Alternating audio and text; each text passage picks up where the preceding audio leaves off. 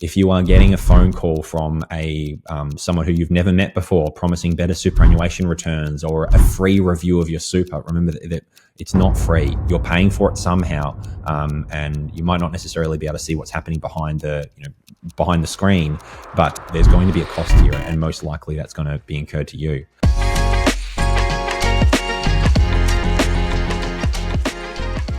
Hello, everyone. James O'Reilly here from Northeast Wealth, and I'm here today to talk to you about the schmozzle that is First Guardian. Now, if you are not across what's happened with First Guardian was a business that essentially was using quite aggressive sales tactics, cold calling, hawking individuals, and like unsolicited contact in order to reach out to people, often over the phone or alternatively online, and say, hey, we've got this, or you should review your super, you can get much better outcomes, move across to us. So basically straight product flogs. And unfortunately, a lot of Australians fell for it. I think from last count, about 4,800 Australians are invested with this First Guardian investment. And the byproduct of that is that those Australians are going to have a huge problem trying to get access to their money again, and then going through the proper channels to try to get this all resolved. So in terms of the video today, I'd like to talk about a couple of different things. Firstly, if you have been affected, if you're in that category, what does this mean, and what is the likely process that you're going to follow? Number two, if you are not affected, but just understanding what on earth can I do to avoid ever having this situation come up, then let's knock that over too.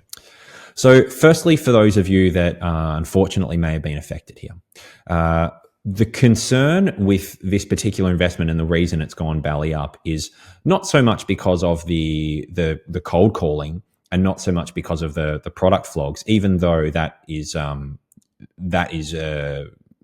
almost definitely going to result in you getting poor advice versus going somewhere and getting comprehensive advice.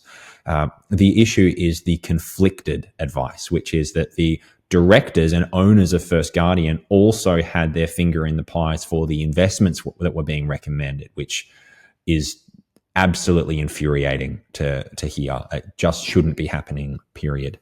Now, the flow on of that is that First Guardian has now gone into liquidation. So the people who have been affected by this, one of the first steps will be to go to AFCA, the Australian Financial Complaints Authority, and you can do that at no cost. And then typically the AFCA would go through a determination to understand whether or not the advice that you were given was poor, and then if it was poor, what remediation is required.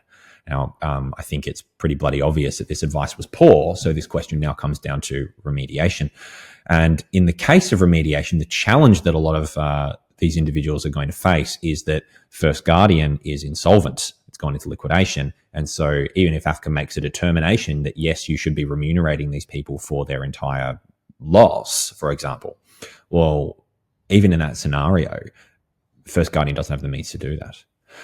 Now, there is after this, there is typically a fallback option, which is called the Compensation Scheme of Last Resort, or the CSLR. Now, that enables people who have typically gone through that AFCA process and there's still a shortfall in terms of what their loss was versus what remediation they received as a result of that AFCA process. And they can apply through the Compensation Scheme of Last Resort for an amount of up to $150,000 each. Unfortunately for some Australians, given this particular case, for some Australians that's still not going to be enough compared to the loss, which is awful. Hopefully, the vast majority are covered or protected in one way or another. Better than nothing, of course. Now, that amount, to be clear, that Compensation Scheme of Last Resort, one of the most infuriating things for me and a lot of financial advisors that I know and regard is that we are paying for that. Financial advisors are sent a bill every year, which essentially pools the Compensation Scheme of Last Resort payments and then divides it by the number of advisors and says, there you go. So can you please pay us $10,000 here? So this year, without a doubt, there'll be a very heavy, almost definitely 5-figure cost that goes to me as an individual, like in my business, because I'm the director, in order to foot the bill for this advice, this specific advice with First Financial. And that, obviously, that's pretty frustrating for me because, firstly, the fact that the way that this is being done is just absolutely and horrendously unethical, makes my blood boil, and then overlaying that it's actually going to come straight out of my own pocket in order to resolve a fairly big chunk of this is my best guess. That said, it's not about me. This is I can appreciate in your court. If you have been affected, then you might be looking at losses that are more than 5 figures, and so the scheme itself is a good scheme. It's just frustrating seeing these cases. Now, if you are not affected by this, but you're wondering how can I make sure that I am not affected? Well, I think there's probably 2 types of thinking here. The first one is that the conflicted product that was available and being flogged by First Guardian, that was available on a few different platforms. It was available on Diversa, Equity Trustees, and Net Wealth. Now, for our members, some have got some exposure to Equity Trustees and some have got some exposure to Net Wealth. Nothing in Diversa to the best of my knowledge. But having said that, I would kindly encourage that you do consider this very much like a product on a supermarket shelf. Woolworths has 5,000 products on the shelf, probably more. And this is an issue with one of those products. If we take a comprehensive superannuation fund, they might have up to 1,000 products on their shelf, and this relates to one particular product. Now, I don't want to be flippant about it. I think it's still incumbent on a supermarket to make sure that the products they stock are of good quality. And similarly, I think it's incredibly important for a superannuation fund to make sure that if they are stocking any products, that they do their due diligence. So I think there's going to be more to come out of this in the future. If you're a Northeast Wealth member, then firstly, rest assured that we have absolutely no skin in the game when it comes to any of the recommendations that we make. I don't think that's how financial advice should be ever. That conflicted remuneration, as far as I was concerned, was a thing of the 20th century and maybe a little bit of the 21st, and it's pretty frustrating to still see it out and about. Similarly, if you are looking to either review the advice relationship that you have right now, like if you're just a part of the general public and saying, well, what do I do here? A very, very important and valuable question to ask to your financial advisor would be, do you or any of the directors related to my financial advisory company have any connection, commercial connection related to the underlying investments that I'm in?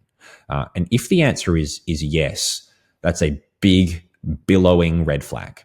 Now, it can always be explained away in a beautiful and lovely way. We do this and we found that there wasn't the right option, and so here's what we did. It's still a big red flag. There is a difference between setting up a fund and saying, well, we've set this fund up because it's more efficient and it's going to perhaps better serve our members. That component can be accepted. I can tolerate that. But the idea of having a commercial benefit from the money that's sitting inside that fund, that for me is a really, really big worry. And I think that should be avoided at all costs if you are a consumer. Let's move on, if I may. Let's move across to the other type of individual, which would be someone who perhaps has never received financial advice before and saying, well, what does this mean practically, considering I might be looking to get financial advice in the future? Well, unfortunately, it's another example of the importance of being diligent. If you are getting a phone call from someone who you've never met before promising better superannuation returns or a free review of your super, remember that it's not free. You're paying for it somehow, and you might not necessarily be able to see what's happening behind the screen, but there's going to be a cost here, and most likely that's going to be incurred to you. At best, that cost might be it might be concealed and it'll become evident later, and you'll pay a one-off fee, but the actual advice is good quality advice. Respectfully, my experience with, I don't need to be respectful here, my experience with particularly businesses that are cold calling you and saying, hey, where's your super? What are you doing? They have absolutely no care in the world for you. Their number one priority, as well as number 2, 3, 4, and 5, is around trying to make as much money off you as possible. And every time I sit down with someone that says, oh, I met with a financial advisor years ago, they called me out of the blue and they sold me some superannuation and they sold me some insurance and they sold me an investment. Almost always you look at what they've put together and you say, you probably would have been better just continuing to do exactly what you were doing in your My Super account with your Rest or your Australian Super or your one of those sorts of products. So You've got to be very vigilant, of course. If you are going to go through the process of getting financial advice, then as we say to all of our prospects, be thorough, do your research above and beyond making sure that they're on the financial advisors register, and making sure that, and looking at reviews, really consider in detail what offer am I getting here and how is it going to benefit me above and beyond the pitch that I'm getting here. Is this actually what I want, and is this going to help me to improve my finances? And more often than not, I find that those high volume sales pitchy type businesses, they can't answer those questions. They're focused on just trying to convert as many sales as possible.